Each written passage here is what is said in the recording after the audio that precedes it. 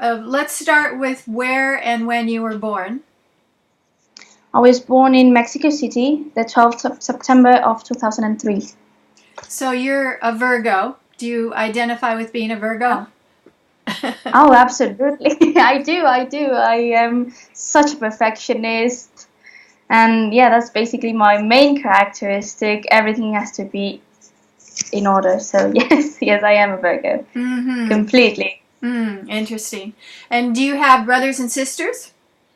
I do. I have a younger brother. He just turned 14. It's interesting to me because I'm just finishing up a book about visionary scientists who do cutting edge research and things like ESP and near death experiences, and the majority of them are firstborns. And I think that I'll find that in this book too, that people who are pioneers tend to be firstborn. We'll see. Well, that's really interesting. Never thought about that. Well, I'm a firstborn too, and what studies show is that a lot of times achieving women were firstborns who identified in some ways with their fathers. Their fathers were really supportive, and they didn't identify as much with the traditional female role. It's kind of interesting. It is. I mean, now that you mention it, I do look up to my father. I think he's a great man, and he has definitely pushed me harder in order to get to where I am now. And I think that has really helped me build my character and build myself up to the point where I'm working right now. And just to think of everything that's going to come ahead, that it kind of does make me wonder that. I do look up to him a lot. Yeah. Interesting. May I ask what kind of work your father does and what kind of work your mother does? Of course. Well, my mother started had a business. She used to kind of manufacture these artisanal boxes made of fabric and bags as well. She's great at doing that. She loves sewing and doing handicrafts. My father, on the other hand, is much of a techie guy. He has definitely made a great deal of accomplishments throughout his life. He started the first internet company in Nigeria, which I think is fantastic. Just the story he has told me. And right now, at the moment, he works as a marketing, let's say, digital marketing person. He's one of the bosses at his job. He's great at doing that. One person I also look up to quite a lot is my grandfather. He used to be Mexico's ambassador for UNEP, and for me, he's one of my role models for what I do right now. He also worked in the environmental industry, and he did a great deal of things, and I'm really, really proud of him, of having him as my grandfather, and that is one of the persons I look most up to. Is he your father's father? Yes. And does he live in Mexico City too? Yes, at the moment, yes. So he's been kind of influential in your upbringing. Definitely. Interesting. What would you say is one of his major environmental activities that he's focused on? He is mostly focused on the topic of the one we are dealing right now, which is the environmental crisis, and how politics and especially finances influence the decision-making processes throughout the world. He has been in several countries such as China, Japan, Vietnam, also Uruguay, and that I think is one of the main topics he has been focusing on, especially finances. He studied finances, and that's the main focus of his work. What I always think about is that we have solutions to poverty, the environment, all the major world problems. They're solutions. And the political, economic influence is what keeps it from implementing it. It's so sad that 18% or whatever it is of people have to live in poverty because of that lack of will. Unfortunately, that percentage is much larger, especially in underdeveloped countries, especially in the global south. And well, for me, I used to want to study science. I am an avid science fan, and I absolutely love and adore all the work of this great, renowned scientists, all the way back from the 17th century, that I think it's fantastic. However, now I'm drifting more towards politics, because now at COP and quite a few months before that, I have realized that the solutions are there and that we don't need any more solutions. They exist and they are quite simple. However, the problem is that they are not well implemented, and that politicians decide that it's better for themselves and for their own economical purposes, that it's the reason we are facing this crisis. If you were made like queen, empress of the planet and had absolute power, what solutions would you implement to reduce climate change? Well, being the empress of the planet, that is definitely not a good strategic thing. I mean, first of all, that definitely wouldn't work. So many people have tried, and it hasn't led them to the proper point in life. So, but if I could actually have more power that I have now over the decisions that are being taken at this very moment, is I would definitely reform education. I think that's the basic thing and the main goal that we have, to focus on education. That is absolutely the main point, and what will make society come together again, and will make the young people that are coming up and will grow into these new positions in the government to really understand what is to live in a globalized planet, and what is really to live in a planet that we cannot live just by ourselves. So I think that is the main focus, and that all politicians should have as the most important thing in their agenda. Education, that is definitely what needs to be done.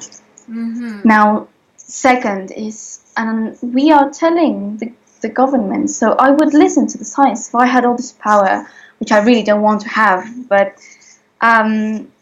we need to listen to the scientists and implement the solutions, and not only in society, but the people are the ones who make the decisions, and the people are the ones who generate these demands for companies to produce objects and to do certain things. However, if the companies aren't also given a set of rules to follow, then how do we expect them to follow our demands?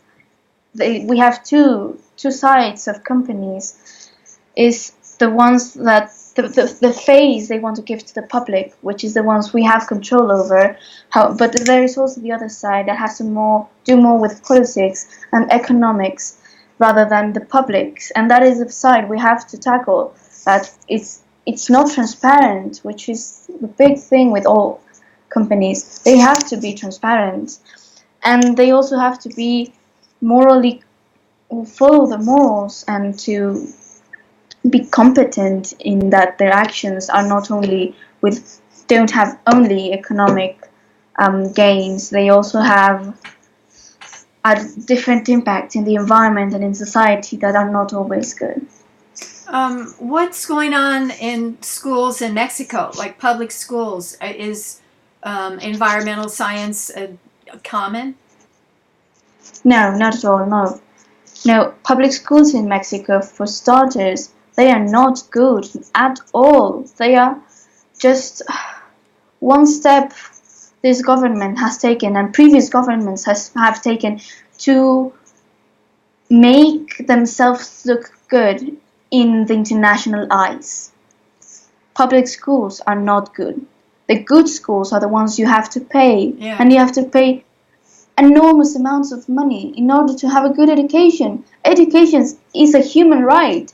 We do not have to pay for it. We shouldn't have to pay for education, and that is one of the main problems. Forget about environmental sciences. If we do not have a good math, if we do not have good ethics, if we do not have good basic education, reading and writing, how do you expect for people to actually care for the environment when they have much more other things to worry about? Their living standards, they are really low.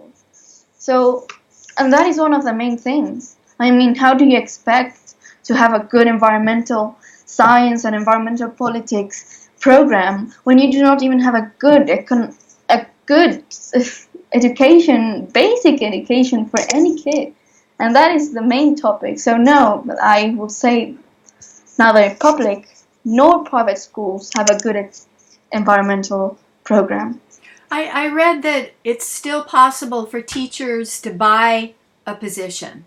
So let's say I want to teach history in high school. If I have enough money, I can buy a position, and then I have it for life. I'm going to be really honest with you. I know that is a thing, and I know it's real, and that most teachers in especially public schools do not have the qualifications necessary to give their classes. However, I am not entirely sure that buying a position for a teacher that, well, it's not really well paid unless you're in a really, really good school or you have great contacts.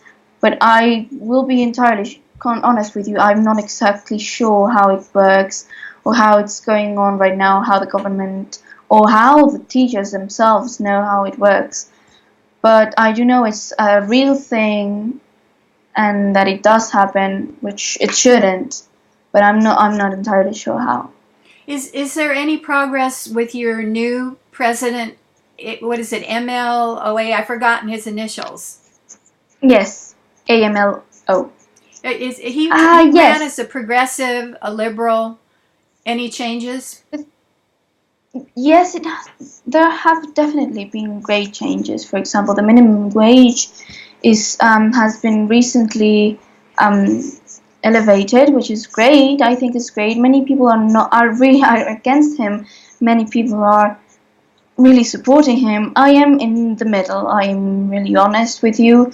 To be honest, I have not been exactly up to date with politics in Mexico at this moment, but I think the Mexican society needed a change, whether it be for good or bad. They needed a change. We have been with the same party, the same many years, even since my parents. PRI was in power for decades and decades.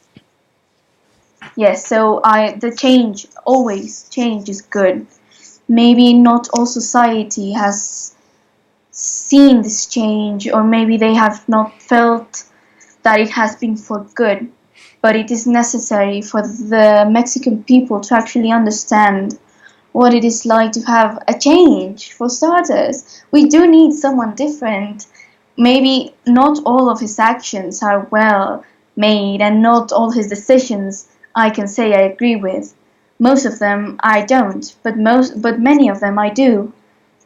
But we needed a change, and I think that's great. That is progress.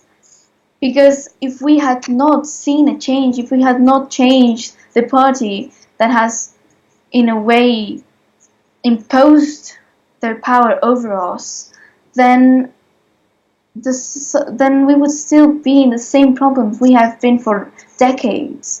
And a change, be it for good or bad, is needed all over the world. Mm. Well, but that makes me think of Trump was a change, but that change is certainly bad. So change it is. However, I don't like Trump. I will don't include that because I don't want to get myself into any trouble. But I think the change hasn't been good. No, I agree with that.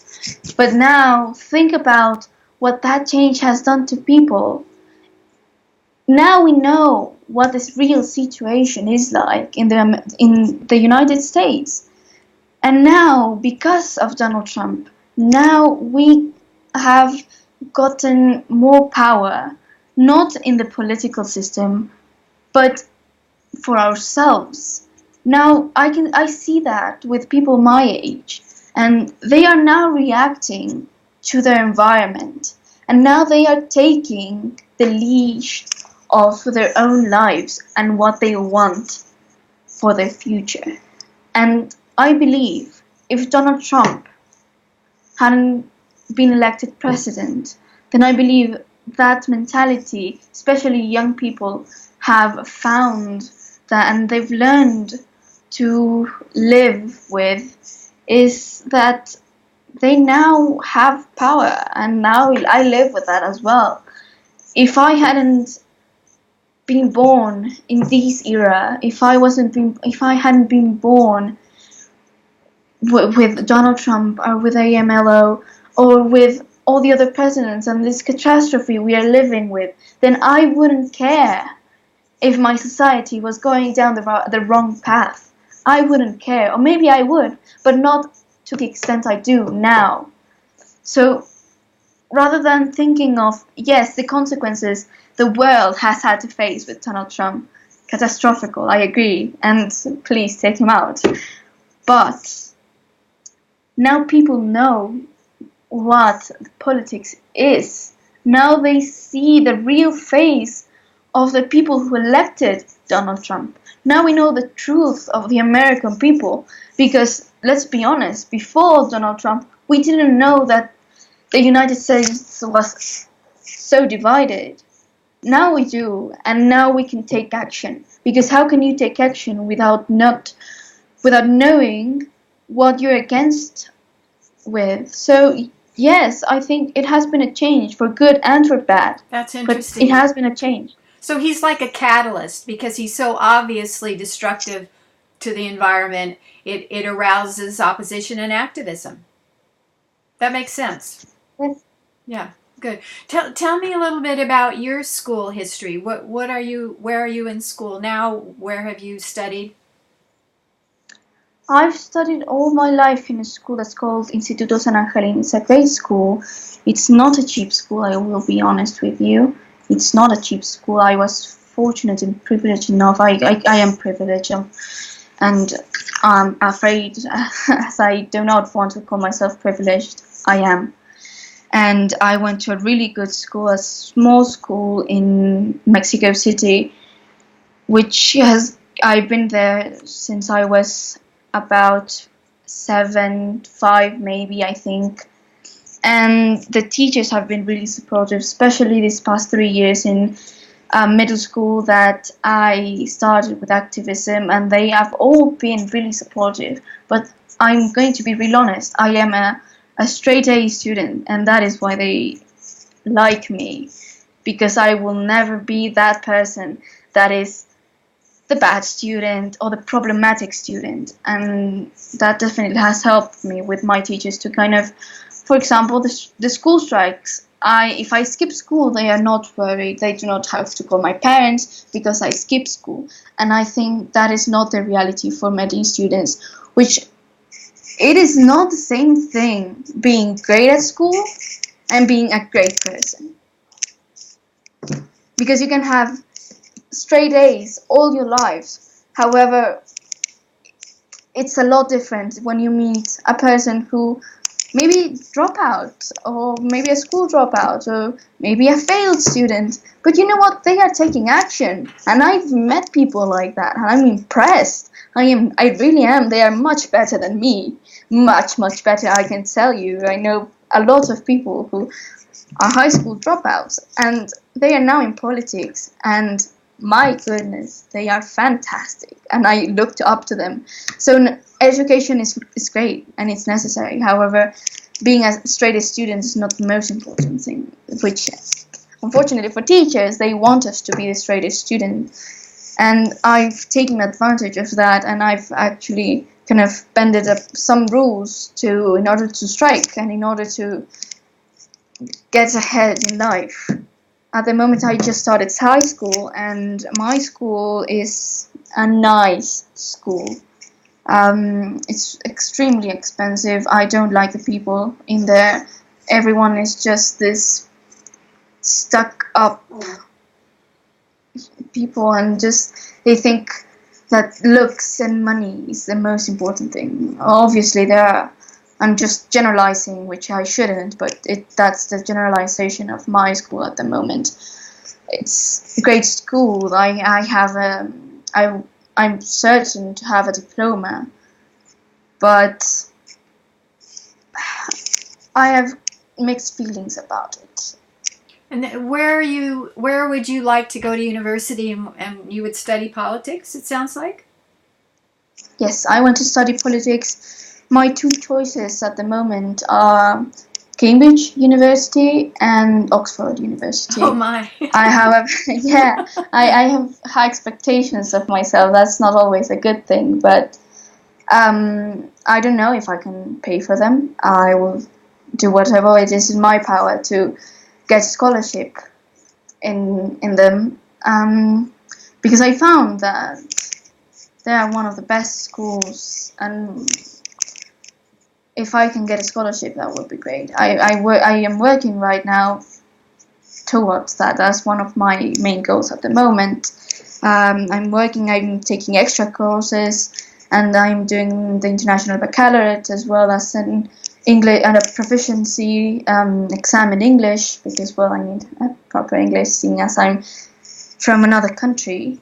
But mostly it's working a lot, because they are expensive schools, as I said. They are not, which I don't think should be the case. All schools should be available for all students. But that is not the reality we live in.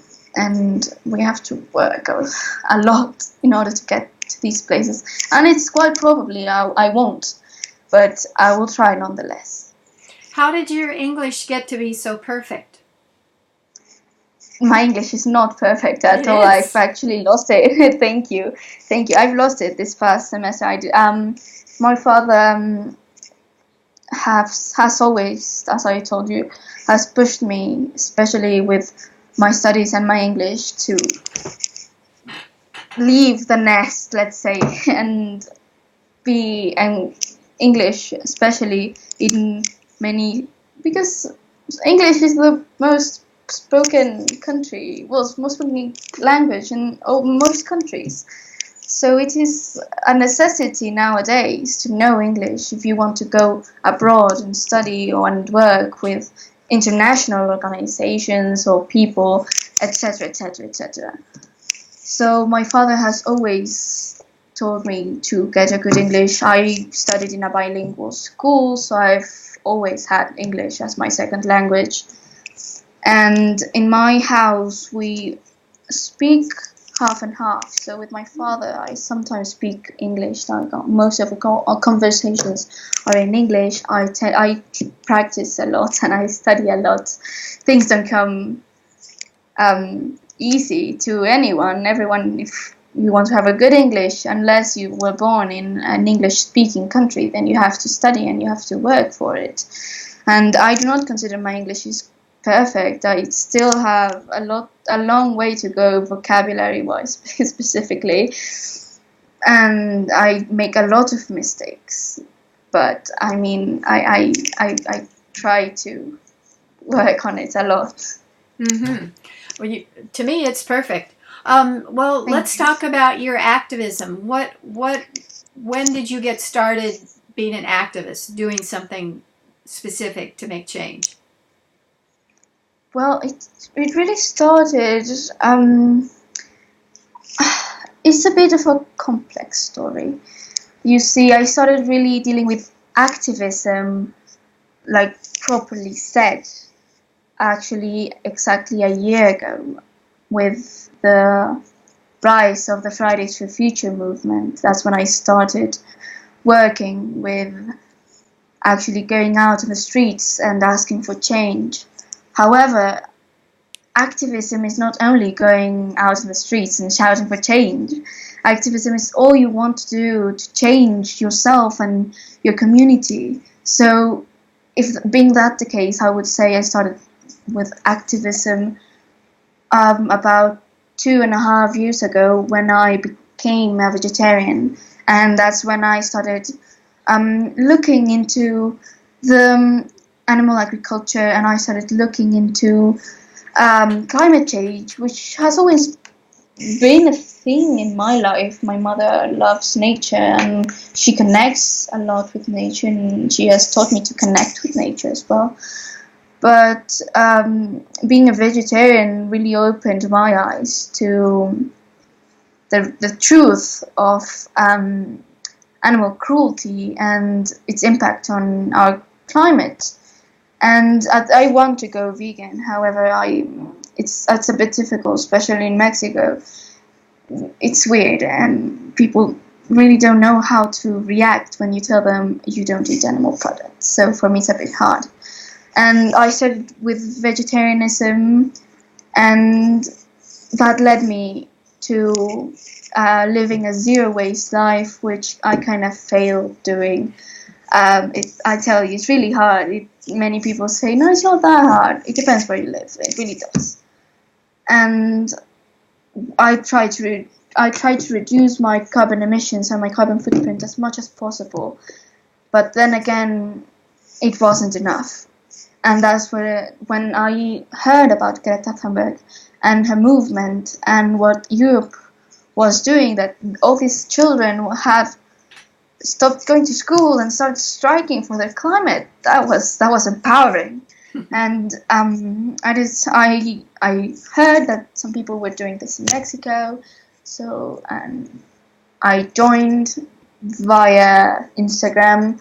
I created an account, which now is the official account for Fridays for Future Mexico National, and that's really when I started doing things. But it was mostly using social media as a platform to raise awareness, but I wasn't really in it as Camila Gonzalez. I really was just, I will help, but I don't expect much. And the first strike here in Mexico, which was in March, I joined. I was in the back with my mum, and that feeling of just being part of something so big and so important was one of the best feelings I've been through, and I wanted to feel it again, and I wanted to be part of that change.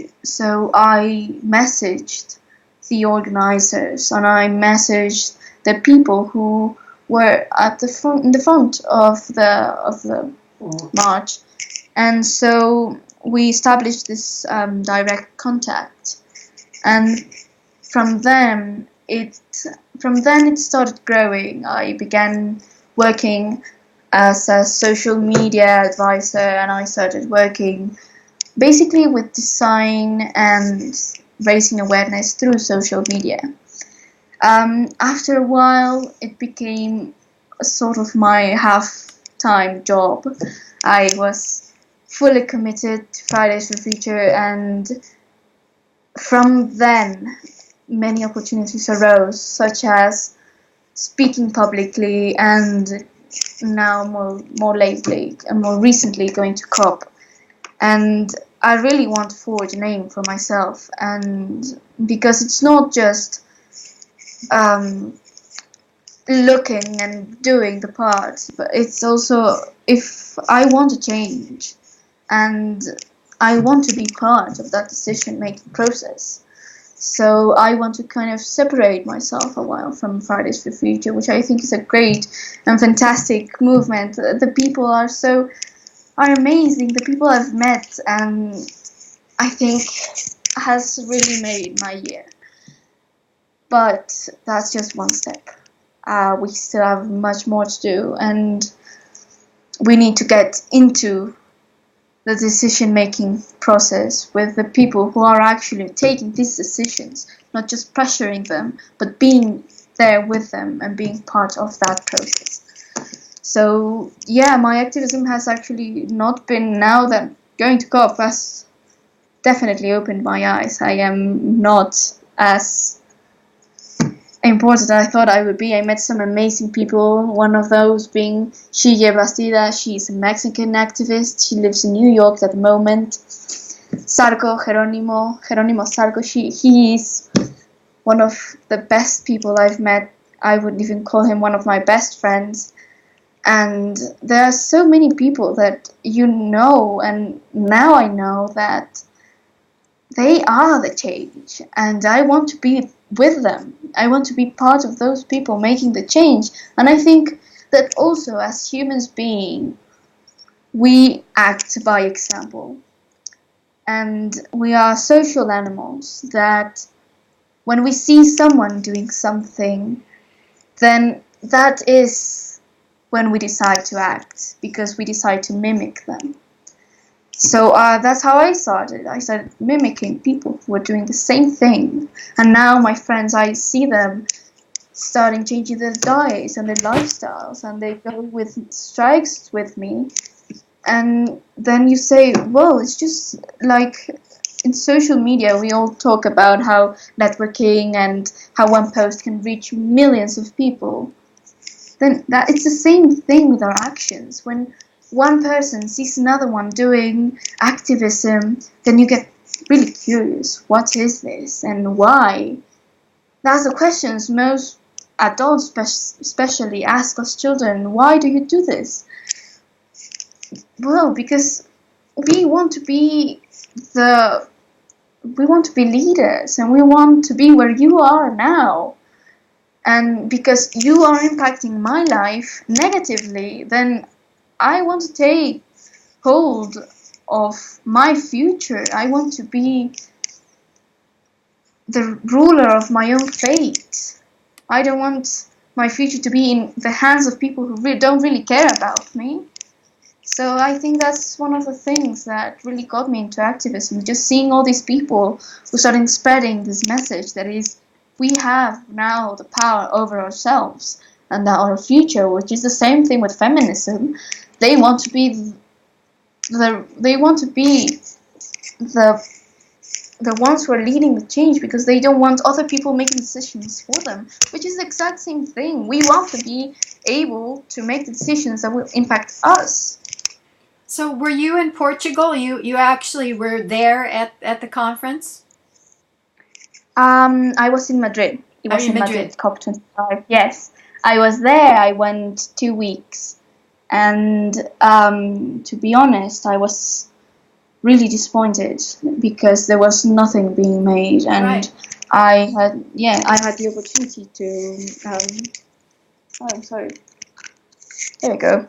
I had the opportunity to see what really was happening during negotiations, and it was heartbreaking seeing all these politicians just discussing about if it was what or whether or the word, if it wasn't the proper word, instead of actually taking action. And that was just, it made me angry. It made me so frustrated.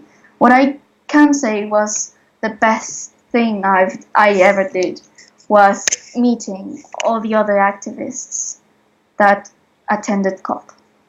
They, I will say, I'm speechless at listening to the stories and listening at what they are doing, and that was the best thing I saw. And just being part of it, being there at Fridays for Future meeting at 8 a.m. or at 8 p.m. at night, we were all so tired. And there is that you realize that we are just a bunch of teenagers leading the change. But we are there, and we are taking a stand, and we are not letting go of what we have been given. And it's empowering just being in the same room as such amazing people, activists that I was born in my same year, 2003, 2004, even a little bit earlier, and even a lot earlier. And it's just so empowering. I think that's the word I will say to describe COP, but not because of the actions that were taken and not because of the negotiations. It was empowering just seeing the politicians fail us once again. And it was empowering seeing all the children, because we are children after all. I'm just 16. I am a child, legally at least. I am a child. And just seeing all these children and young adults fighting for the future and being the example. So yes, I will say it was empowering. It was an empowering experience. Roughly, although disappointing. yes. Roughly, how many people, how many teenagers were there at those Fridays for Future meetings? And what roughly percent were female and what male? We were not more than, let's say, it depends. There were days that we were just around 20, 30. There were days that we were a lot more. We were 50 or maybe even 60. That's a rough estimate. The great majority was female, I will say that. So yes, which was great. And it was fairly equal. We had around, I would say, 60-40 around in percentage, I would say. But yes, it was mostly female, but not that great difference. How were the meetings organized? Did people take turns being the facilitator? Was Greta kind of on? How were people who hadn't maybe worked together before organized in Madrid? Well, Greta never came to our meetings. It was more of let's say, just the Fridays for Future movement. It wasn't one person kind of representing each country, or maybe 2, 3, 4, depending on the place. I mean, obviously you wouldn't have many activists from Latin America or Asia or maybe even Africa, because it's hard and it's expensive going to Europe. I mean, it's not that easy. So we usually took turns being facilitators. It was more or less just the same people, but they are great at what they're doing, and they had experience. We booked a room, usually early in the morning, and we had our meetings around 7 or 8 p.m. We had a chat for our Fridays for Future at COP people, and we would communicate through really simple messages. Hey, there's a meeting at 8 p.m. We'll see you all there. And we met. We kind of talked about what's Fridays for Future point of view, or what was going to be the action that week. Mostly, the first week was a lot calmer. Second week was a frenzy, just because it was when most negotiators were there. So first week at COP was really not that great, not that grand. So it was a lot easier for us to meet. The rooms weren't completely full, and that was okay. But second week was harder. Sometimes meetings had to be moved from COP to a place in Madrid. And those were a bit harder to attend to because it was really late at night, and some of us came here with some other people, and that was harder. But mostly what we did was discuss what Fridays for Future wanted to do. Yes, facilitators were usually chosen before the meeting, just a couple minutes before, or even at the very start. But no, I tell you, I mean, I was actually really impressed how it's a lot easier for a bunch of teenagers to come together and actually talk about important things than politicians did. So that's the truth. We just came in, discussed what we needed to be discussed, and then we came out. And it was really effective. It was easy. It was fun. And we went there, did what we had to do, and then left. That's all. That's all, and that's, I think, what politicians should do. They should follow our example. We're less complicated than them. Mm-hmm. And are you part of a organized group in Mexico? You said you're kind of pulling away a bit from Fridays for Future for a while. So are you working with some other group? No, at the moment, no. At the moment, I am just working with Fridays for Future. I'm still working with them. I do help them, and well, I collaborate with them. I work with them, and I am making my path on my own. I am forging my own place in society rather than just being Camila Gonzalez, the activist from Fridays for Future. But that is just my thing, let's say. I do want to make a name for myself. What direction does that take you in terms of your activism that's maybe diverges from Fridays for Future for a while? Well, at the moment I want to join Climate Reality Project, which is Al Gore's organization. I think that's one of the first things. That's my plan for the next couple months. And at the moment, I am working my way into the Senate. I want to work in Mexican politics. So through my activism, I also want to, instead of just being there pressuring the politicians, I want to be one of the persons taking decisions. So my course of action at the moment is getting into the Senate, or maybe being part of another organization, finish my studies, which is, I think, one of the most important assets at the moment. Having a degree, I still have a couple of years to go. But yes, I mean, we don't have to forget that we are children. I am 16. I mean, I love activism, and I think it's as a necessity. It's a duty. However, I still want to live my childhood. I still want to go to parties, and I still want to sleep late and not have to worry about, did I send the email and did I finish my work? I mean, yeah. Right.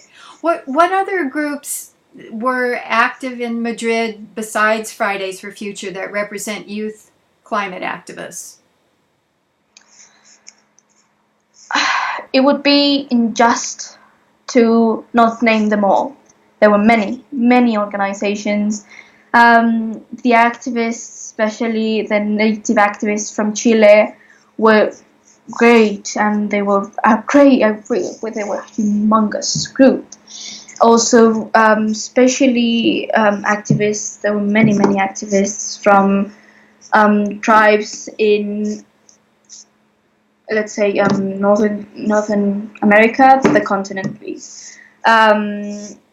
But yes, I would say there were just too many to keep track of. At the moment, I cannot remember a single one, but I am aware that there were many organizations, many children who were part of Fridays for Future, who at the same time belonged to other organizations.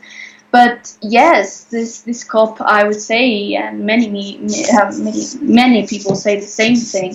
This COP was for the activists. I mean, we were there, and we made noise. We weren't just there watching.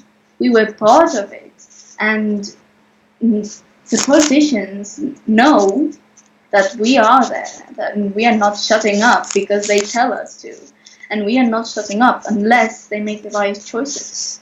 Mm-hmm. Do you think of yourself as a feminist? Yes, I do. Yes, I am. It's my choice to do whatever the hell I want with my body. And a feminist is not just abortion, or a feminist is not just It's equality. That's what I want.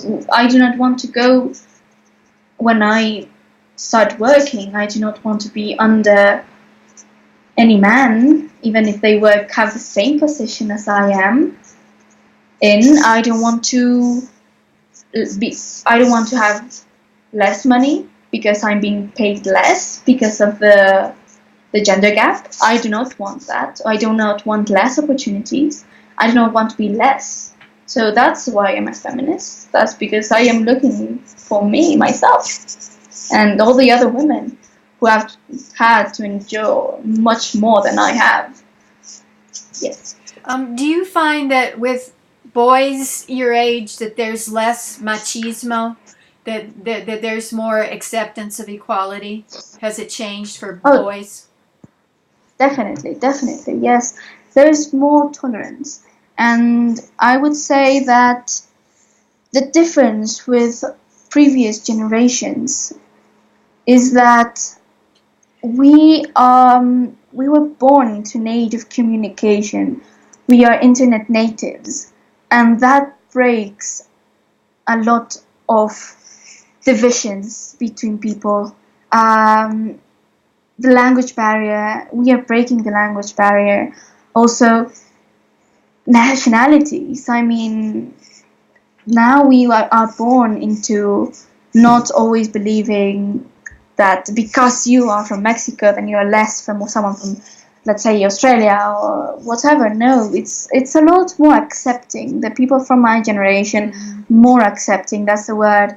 I mean, there is a lot of things that need to change, and I believe that future generations will be much more accepting than we are, because that's how things work, and that's how evolution in any species work. And yes, it's more open, it's more accepting, tolerant, and we do have to work on many things. But yes, compared to other generations, we are one of the most accepting generations and have ever lived. Yes.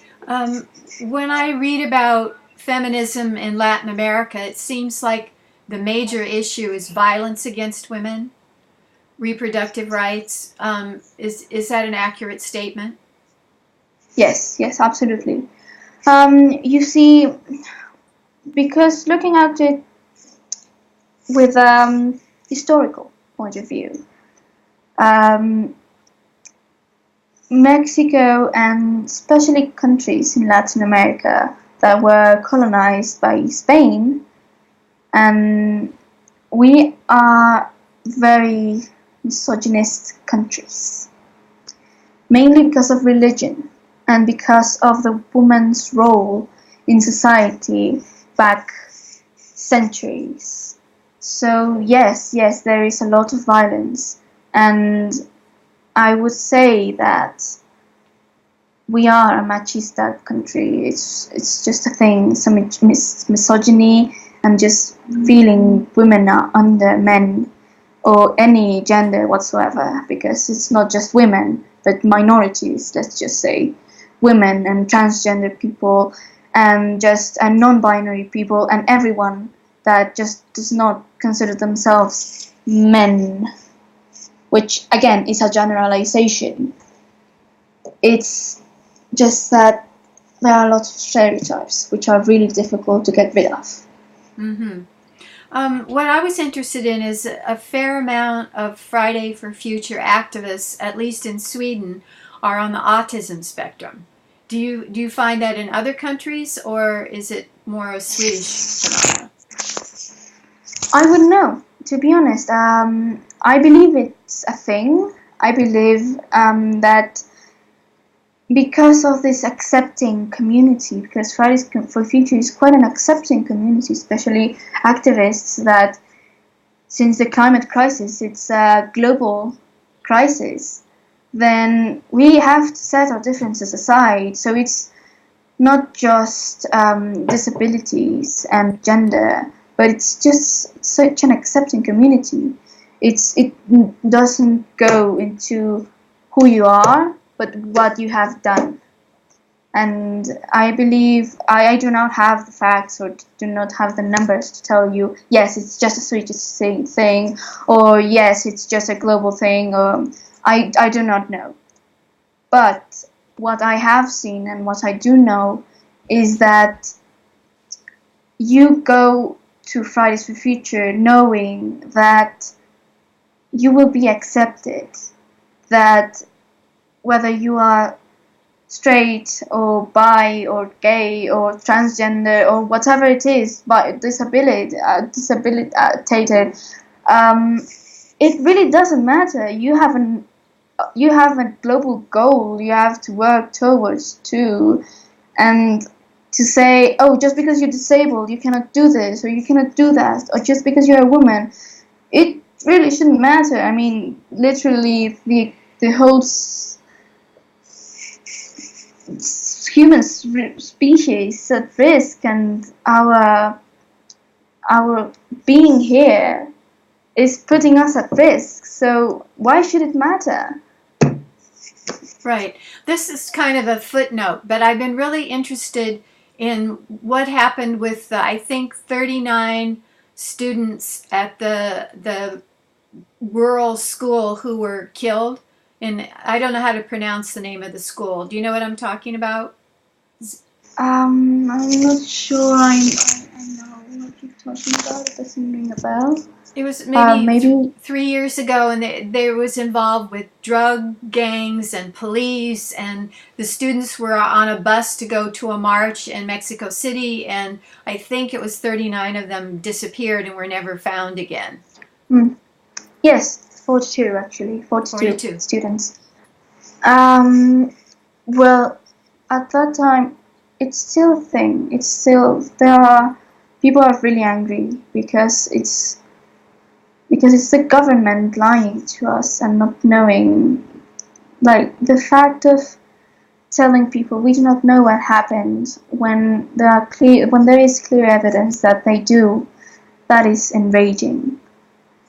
And especially, I mean, I was quite far away from Mexico City.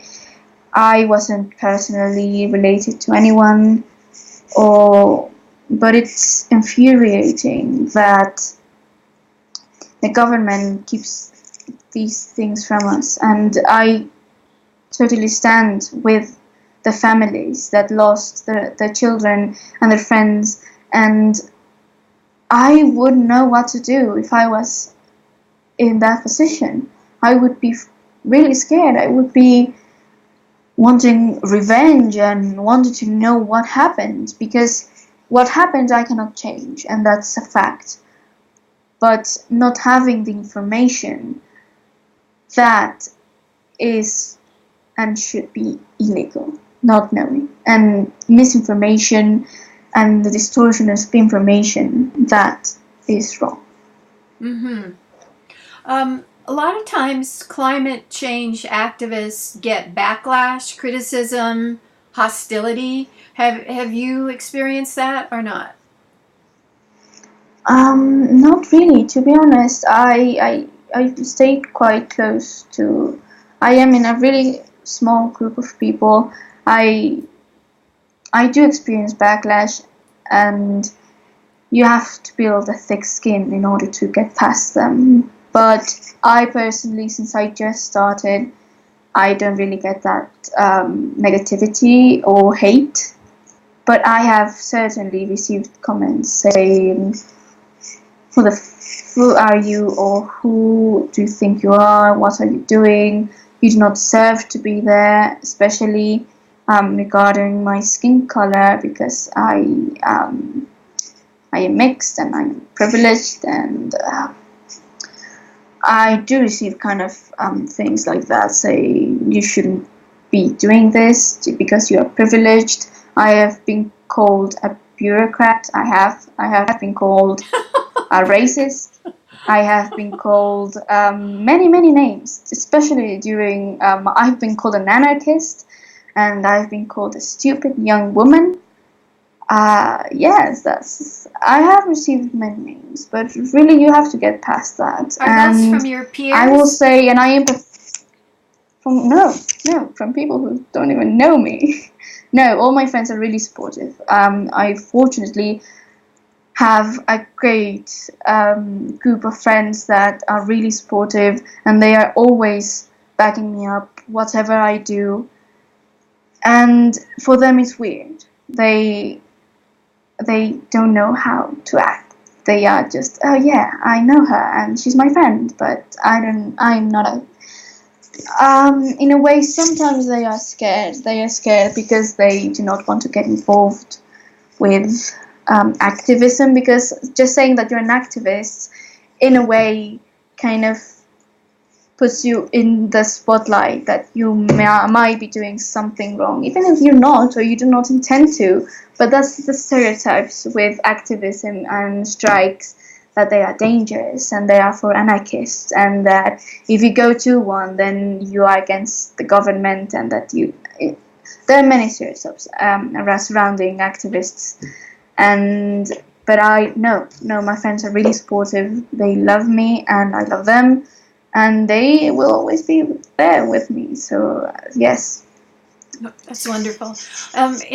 In organizing, sometimes young people's groups or radical groups try so hard not to be hierarchical that things don't get done, because it's like, oh, I don't want to be the boss, or I don't want to be the media star.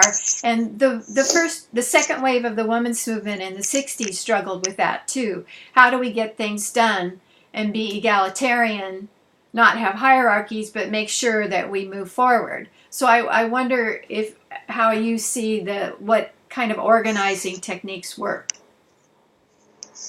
Well, exactly that is what we're dealing here in Mexico, in Fridays for Future specifically. I have received a lot of backlash, but inside the movement, especially from people that don't really want me to, because I consider myself a leader and I like being in charge of everything. So, and I know that I cannot do that, because that's not how things work. So you really would like to be the empress of the world? No, that's not. It's because sometimes when there are problems, and this happens all the time with every person on this planet, I can assure you that they think the same thing. When you have a problem and you have some ideas on how to fix that problem, and other people have other ideas to fix that same problem, then you always will back yourself up, right? You want your solution because you think that's the best. Not because you want yourself to be the one who put the solution, no, but because you believe that's the best solution and that's the best way to fix the problem. And in my case, we started in Mexico and we were very little people. We were, there were very few people who talked with newspapers and with journalists. We were very few people, so I started dealing with public speaking then, but because there were not enough people doing that. And when we started growing and people told me, it's because you're the one who always does the interviews. It's not just, it was a bit of people were really angry at me because they were still telling me, it's because you're the one who does all the work. No, it's not. Yes, I do all the work, but because there are not people who are experiencing that. I have received many help. I have received a lot of help, and I've worked towards where I am now. And I think that's something that we still do with politicians. We judge them and we criticize them because they do all the work that we do not like. But I mean, is there anyone else? So yes, I have received a lot of.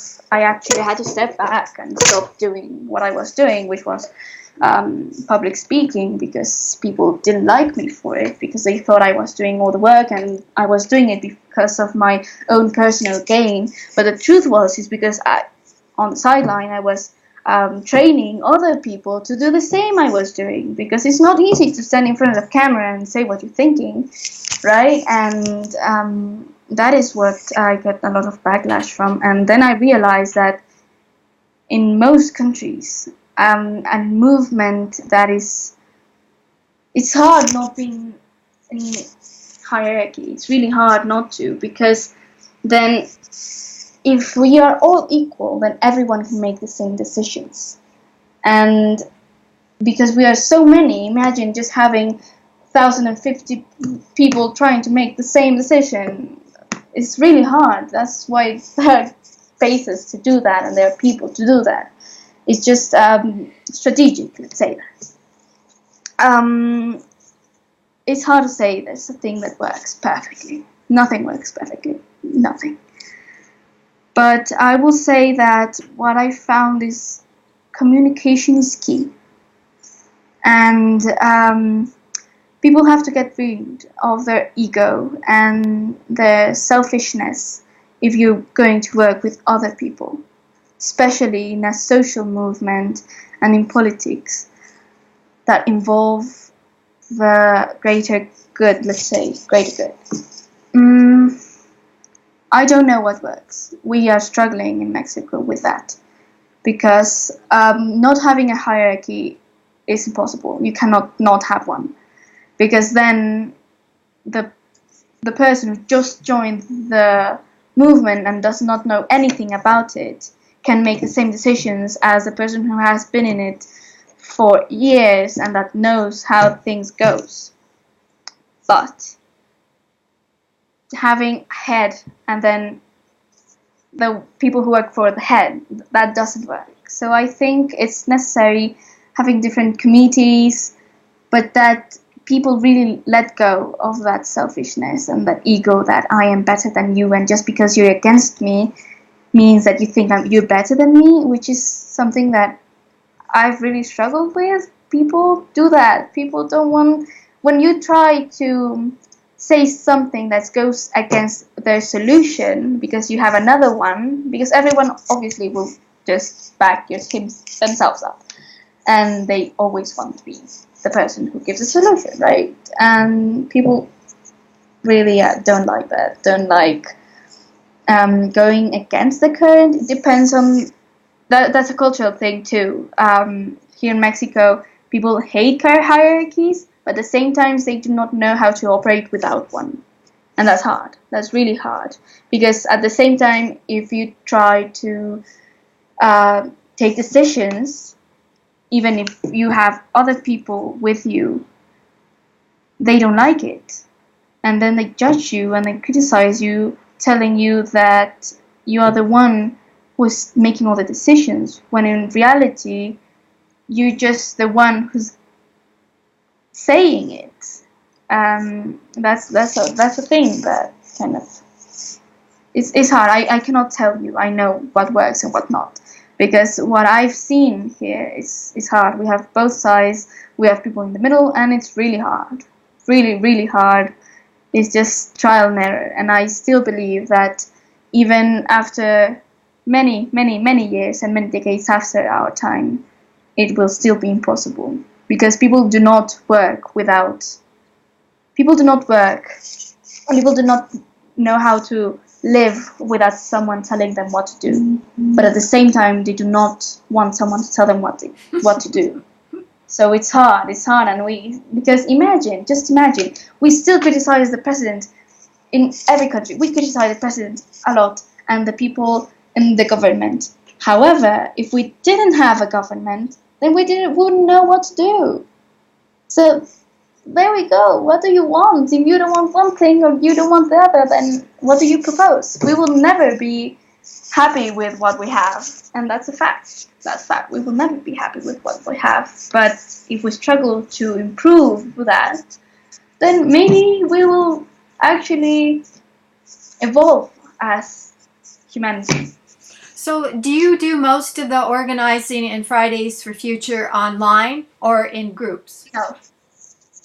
No, in groups, definitely in groups. Face imagine to face. one person just depends, because Mexico is a large country.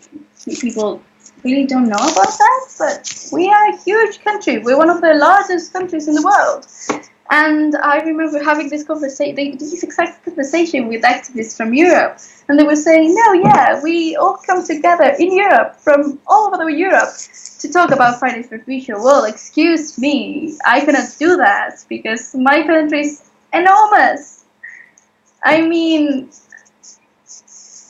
it's really hard having such a large country and having so many people from so different states trying to do the same thing in their countries, right? So in the local workplace, and we usually do them via WhatsApp or Skype, Zoom, mostly online. However, we try to find some place, some times to talk face to face, which is really difficult because some live in the capital and some live in the south and some live in the north, and believe me, it's really hard. Even in the city, it's hard to move around. Imagine in the whole country, right? So no, we usually do it via any electronic means, be it Skype or Zoom. But we really do try. And then, I think it would be great. Who sets up the agenda? Who decides we're going to discuss this, this, and this?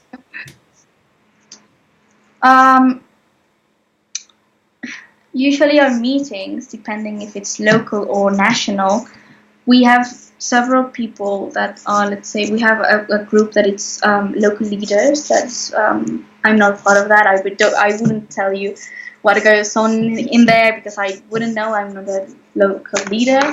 But we also have national coordination group, which is one person from each state that kind of know what's let's say that have the contact with Fridays for Future International. But mostly the agenda is seen locally because every state requires a different agenda. Nationally, we have an agenda which is not that long. We have like 3, 4, 5 points. But locally, that's what it's discussed most. And in Mexico City, I really am not really aware of what's happening at the moment. But the agenda is usually talked previously. Right before the meeting, maybe a couple days, week ago, before the meeting, and depending on what's coming up next, that's the necessity. How do you prevent burnout? That's another big problem in activist groups. It's my burnout. I live like that 24/7, but you can't just not be burnt out. It's impossible because then you have so many things to worry about, and like I said, I have school and other things to attend to, plus Fridays for Future, and that is a 24/7 job. You have to be. It's a job basically. I mean, I'm 16, but that's my job, and you have to be all the time reading emails and contacting people because if not, it all just doesn't work. And it is really stressful and it is really tiring. But you have to learn how to tell stop to yourself. Like you have to learn to give yourself a day, even one day, even if it's the most important day. You have to rest. You need to give yourself time, and sometimes you will say, I have not been productive. I've spent literally 5 hours in my bed watching YouTube. That's okay. You really need that self-care and that mental stability, because if one thing I can say about my generation, we are all anxious and we have problems. We have really psychological problems, depression, anxiety.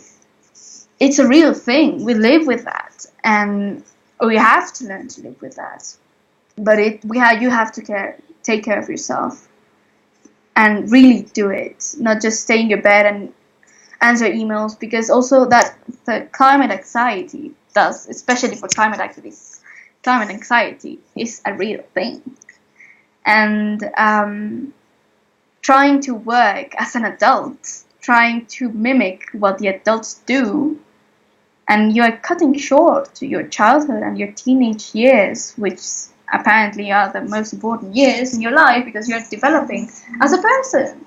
And you have to work as an adult, and you're being treated as an adult, but at the same time as a child. So it's really difficult. It's really difficult, especially when you're in this stage in life where you're really kind of figuring out where you're going, and at having the two sides, people treating you as an adult and people treating you as a child.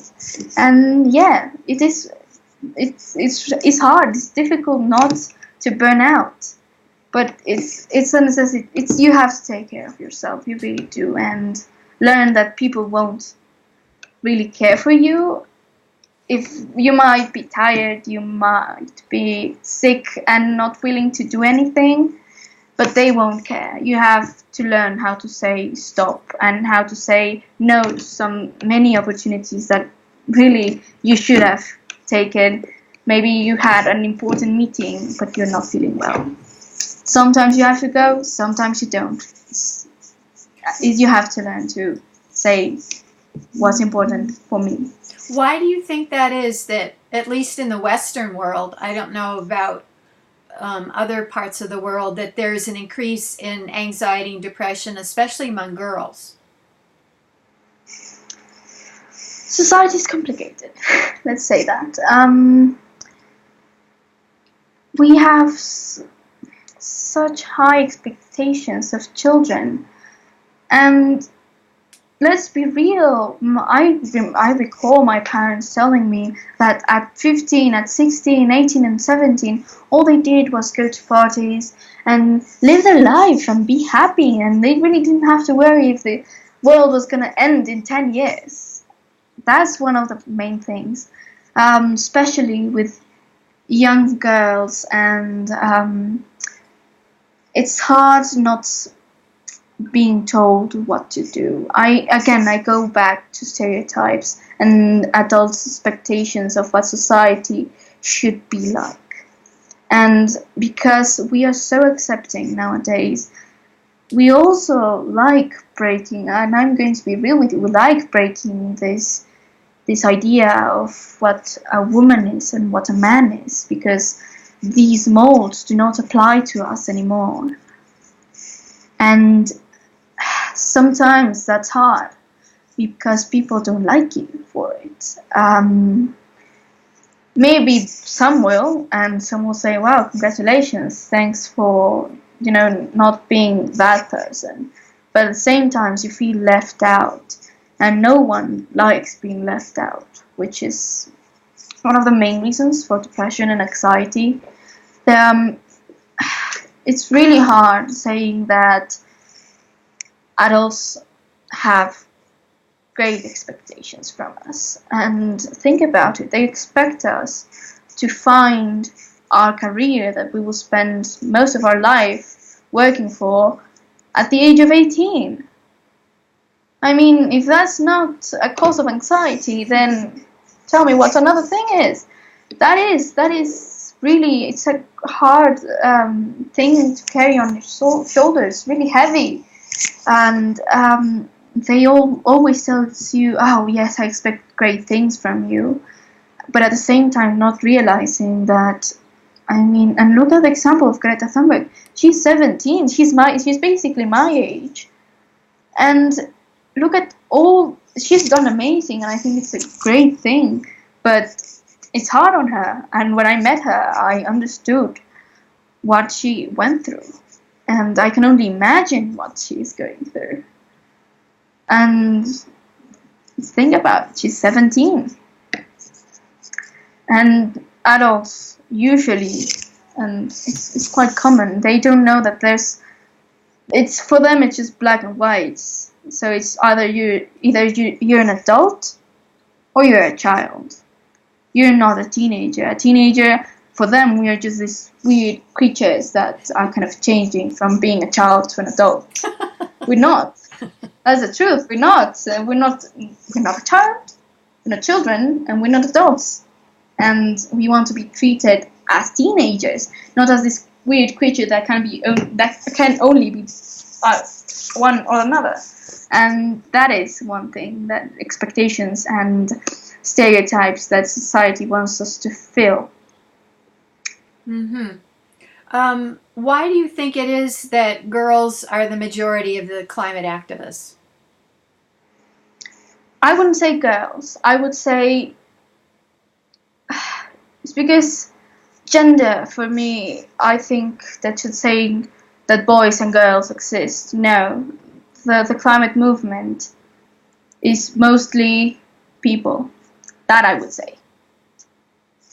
And I will say people because you have women and you have trans men and you have trans women and you have everyone in between. You have men and women and everyone in between. So I wouldn't say it's mostly female, but in a way that you are saying that everyone who isn't straight, white, privileged men is a woman, right? I would say that the climate movement is everyone who isn't a conservative, straight, privileged, white man.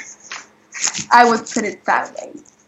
Because it's not mostly, it is, I'm talking about statistics. You can say that there are more women than men, but there are so many people that go in between those two binary genders. So no, I wouldn't say it's mostly female. I would say it's mostly people that don't want to fit the mold society has given us. And that's, I think, one thing that people need to understand. I mean, it's not that if you're a man or a woman, or if you're white, or your race is, I don't know, you're a tribal, or whatever you want to call yourself.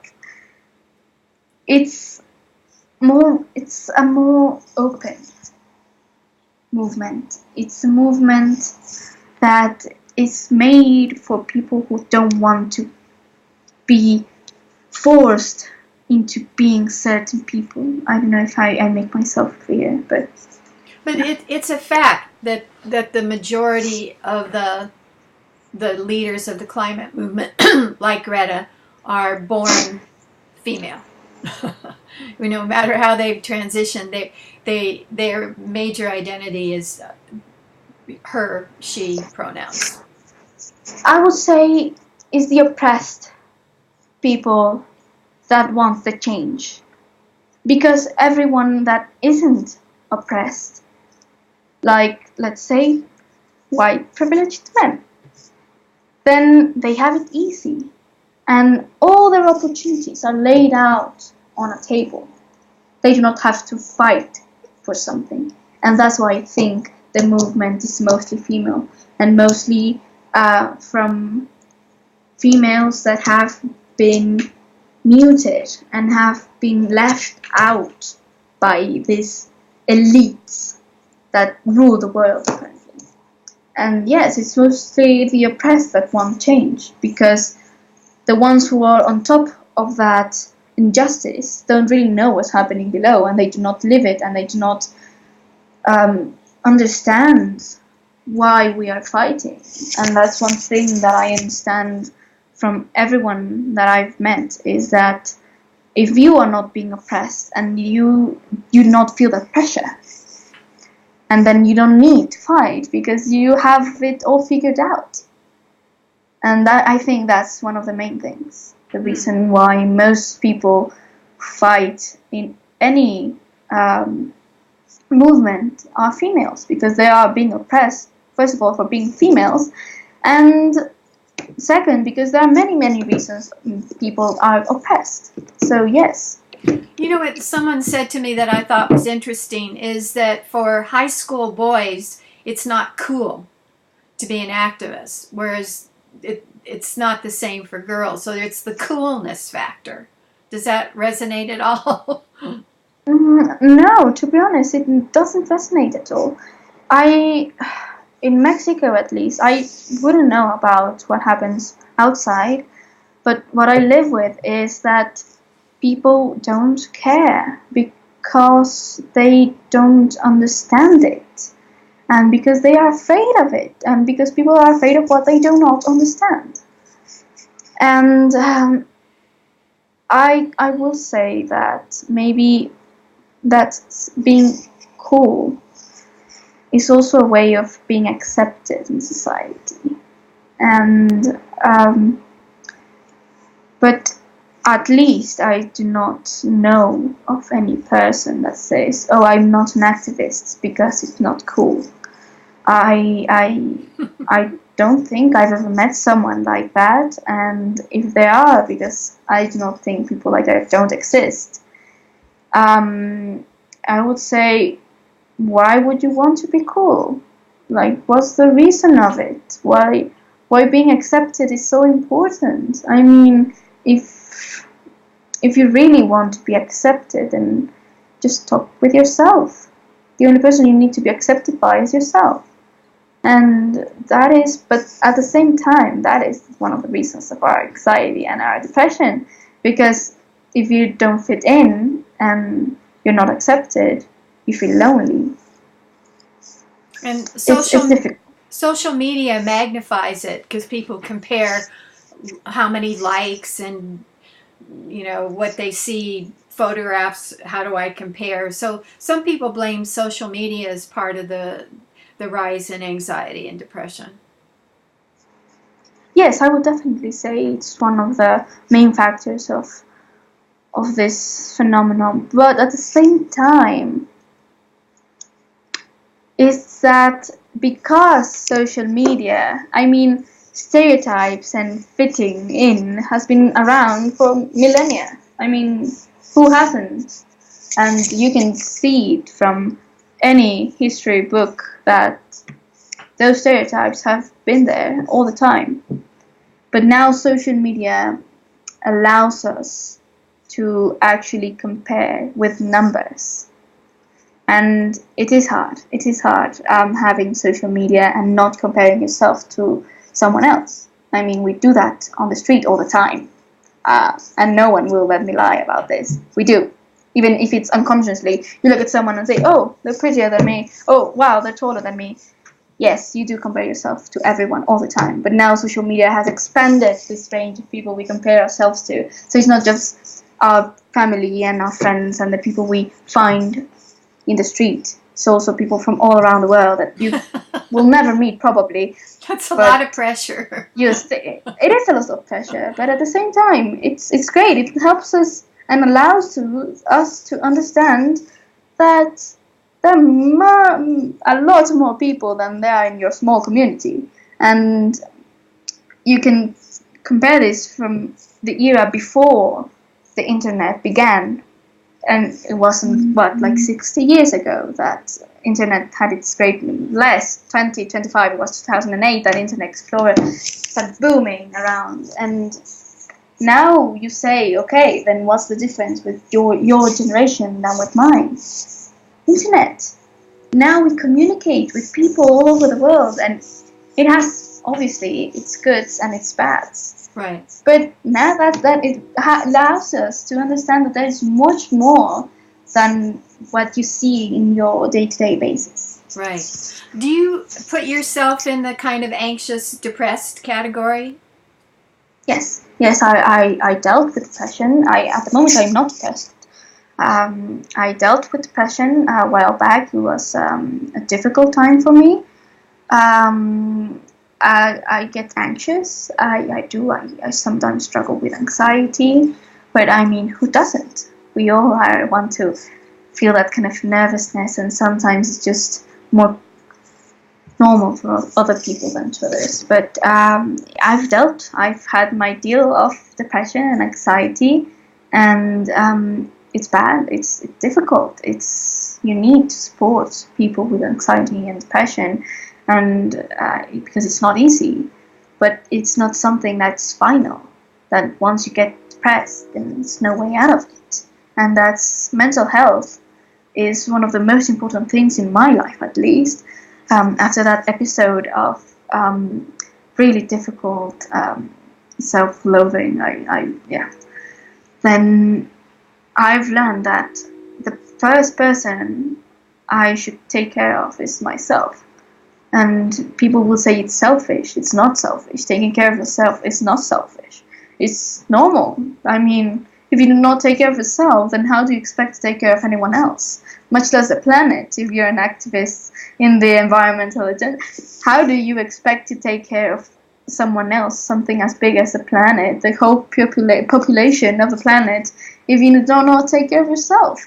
So for me, mental health is one of the biggest things in my life, and I would say I'm a mental health activist because yes, it's one of the most important things in anyone's life, and I would consider myself let's say a hotspot for it. Well, I love talking with people who deal well. I don't love talking with people with mental health issues. I wish there weren't none.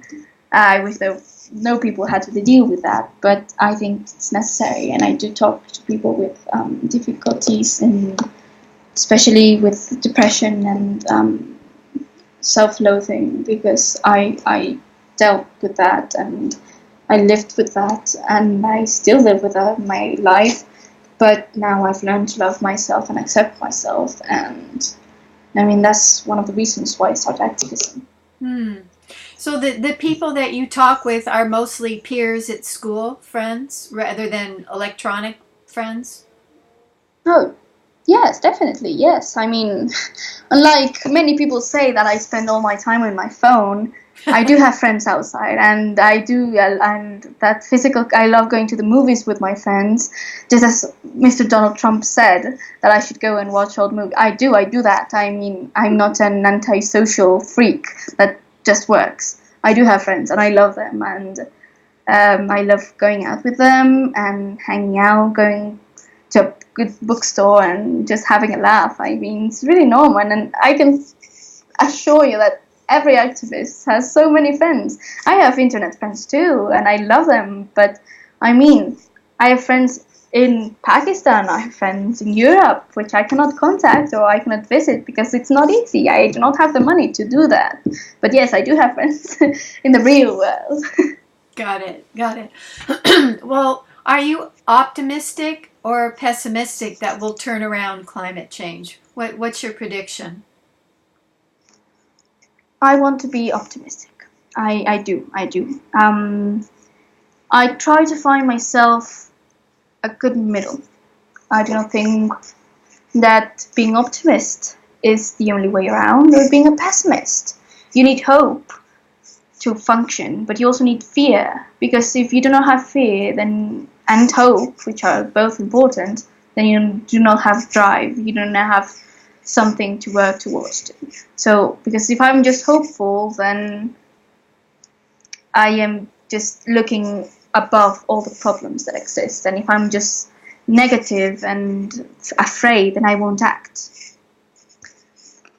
So find yourself a middle, and I want to find a middle. I would say I'm a realist. Saying about scientists have recently said that there is still hope, and Greta Thunberg says this in all her speeches. There is still hope, but we have to act now. Yeah. And then that's when the fear factor comes in. That fear, if you just live in fear, then you won't act. But if you just live with hope, then you are just ignoring all the problems that exist. So you need both, to know that there is a solution, that you're not fighting for nothing, but also knowing that you're afraid, and that's because that's the reason you want change. Mm-hmm. Have we left anything out that you would like included in your chapter about what works in terms of being an activist, or whatever comes to mind? I would just like to say that, I mean, what works, it's not like a mathematic formula that say, here you go, this works. That's not how it works. That just works in mathematics and physics. I am sorry. We humans are much more complex than that. But just trying and using what you have, the tools that you have been given as a human being, and just try. That's the word. Try and be hopeful, but have fear and have something that drives you. You cannot just go through life thinking that everything's perfect and that as long as you don't get involved in problems, you will be fine. I think it's important to know that it's you and that it's everyone around you that will have to face the consequences whether you act or not. And just trying to do the right thing, even if it's your right thing, because the right and the wrong thing it's relative. It's all relative. It depends on the person. My right could be your wrong, or your wrong could be my right. Same thing. So just follow your instincts and know that just by trying, at least you're doing something. Is the Mexican government doing anything proactive to deal with climate change? Not really, to be honest. There are two sides of it. Recently, this year, actually, the 1st of January of 2020, the law of no plastic bags in any supermarket was just approved, and now that's a great thing that no plastic bags can be distributed. However, and that's great. However, on the other hand, the government wants to destroy kilometers of rainforest to build El Tren Maya, which is a great project to build a train to get to a historic architectural site, and that's not good. That's something we go against. Also, for example, let's say they are building a new refinery. There are both sides. There are some good sides and some bad sides, but overall, not enough. Like everywhere.